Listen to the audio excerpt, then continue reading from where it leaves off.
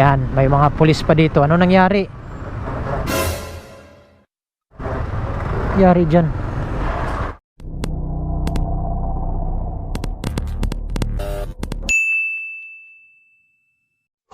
Hindi yung maigi tinuturo ko sa'yo, ha? Oo, tapos, ito yung buton. Ipindutin mo yan. Tapos, pindutin mo na ito. Sunduin na lang natin dito sa Lacandula School. Yan, may mga pulis pa dito. Ano nangyari? Nangyari dyan.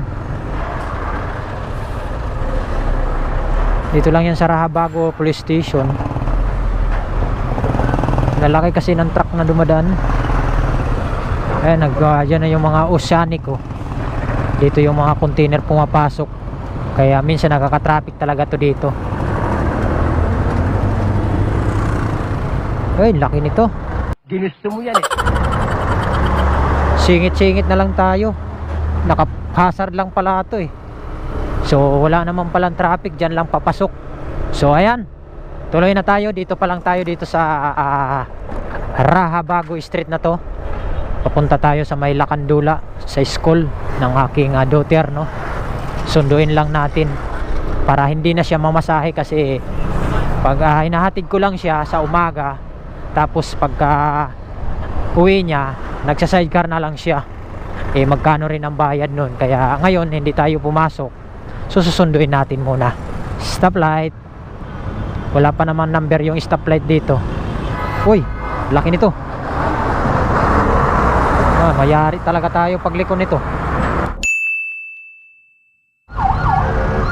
Ambulance, pagbigyan nyo yan.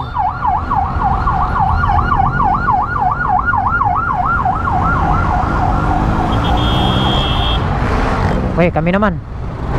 Go. Sira yung stoplight, naka-red pa rin, pero naka-stop na dito sa kabila. Okay, so malapit na tayo dito sa may Lacandula. Always traffic to dito. Up. Okay.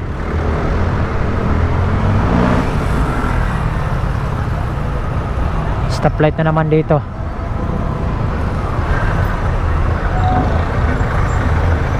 Di ako kasya dyan.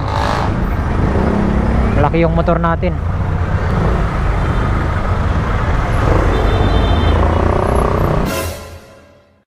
Ay! Okay, go pa rin. Ayan, malapit na tayo dito. Yan, so dito lang yan sa may ano bang street na to dito? Talagang may pagkatanga ito. Juan Luna to, kahabaan pa rin ng Juan Luna to, eh. Ewan ko anong sakop na to dito. Basta Juan Luna to, kahabaan.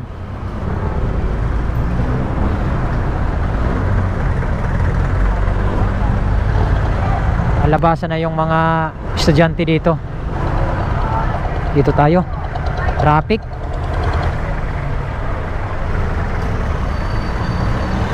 Traffic na dito kasi labasan na ng mga estudyante.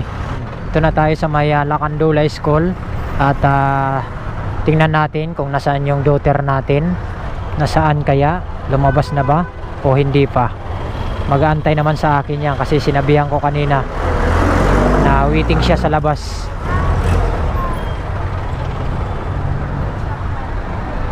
Saan kaya yun?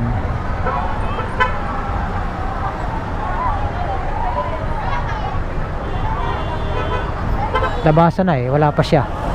Hintayin na lang natin dito. Wala kasi siyang cellphone, eh. Meron cellphone kaso sira yung SIM card. Kaya hindi natin makontak kung nasaan siya. Silip-silipin na lang natin kung nasaan. Ito yung Lacandula School. Lacandula School. Always lagi traffic to pag ganitong oras. Yung mga estudyante naglalabasan na. Waiting tayo. At silip-silipin natin yung ating daughter. So balikan ko kayo mamaya mga amigos pag nakita na natin yung daughter natin. Okay? 20 minutes later. What's up? So dito na tayo nakapag-start ng ating vlog. So nalubat yung ating cam. So ngayon ay mag-inasam na lang kami ng daughter ko. Ayan, nakatago yung cellphone, nahihiya daw siya. So nandito kami sa second floor ng Mang Inasal. So walang gaanong tao. So kami pa lang. Ayan, shoutout kay kuya. Ayan na. Mayroon na tayong soap. Thank you. O, diba? Ang ganda ng aking beautiful daughter. Nahihiya pa daw siya. Hi ka muna. Kaway-kaway ka muna dito, oy. Para naman, oh, hi. Sama. Hello ka muna. Ayaw. Yan, nahihiya daw siya. So, waiting tayo sa ating order. Mamaya update ko kayo. A few minutes later. Okay, so yan na yung aming order ng Mang Inasal. Yan, busy-busy siya kasi cellphone. So, kain muna kami. Okay?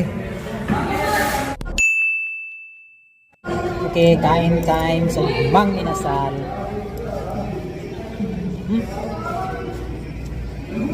Yan, kain tayo. Okay? Yan. Kain-kain muna kami dito. 20 minutes later. So ayan, naiwan na lang, buto na lang.